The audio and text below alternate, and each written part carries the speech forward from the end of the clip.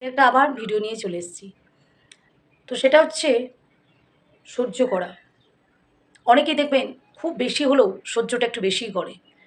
তাদের মনের মধ্যে হয় হয়তো যে একটু সহ্য করে নিই, কী আর হবে? একটু চুপচাপ থাকি, তাহলে হয়তো সংসারটা এবং অনেক ক্ষেত্রে তারা ভাবেন যে এই সহ্য করলেই হয়তো সমস্যার সমাধান হবে। কিন্তু আমি বলব বেশি সহ্য করবেন না। একটা গল্প আপনাদের আমি বলি। এক সাধু একটা সাপকে বলছে যে, "তুই এত হিংস্র কেন? তুই তো একটু শান্ত হতে পারিস, একটু চুপচাপ থাকতে পারিস। মানুষকে কামড়ে দিচ্ছিস, মানুষ মারা যাচ্ছে। তুই একটু সহ্য করতে পারিস তো? এত তো ভালো নয়। তুই ভীষণ রেগে যাস।" তো এইভাবে সাধু বলে চলে যায়।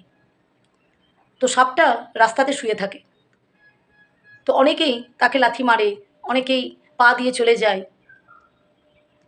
কিন্তু তবুও কিন্তু সাপটা ফোঁস করে না এবং কামড়ায় না।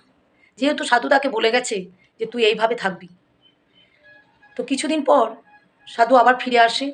তখন দেখে সাপটা ক্ষতবিক্ষত হয়ে গেছে, তার চেহারার অবস্থা ভীষণ খারাপ হয়ে গেছে। তখন সে সাধু জিজ্ঞাসা করল, "তোর এইরকম দশা হলো কেন রে?"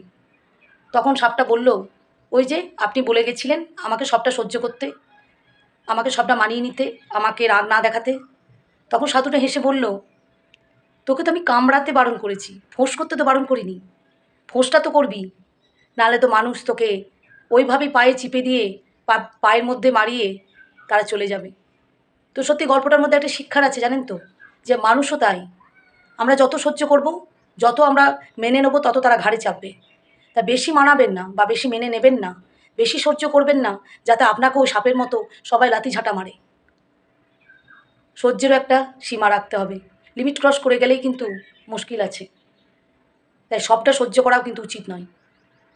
আজকে এইটুকুই। সকলেই ভালো থাকুন, সুস্থ থাকুন।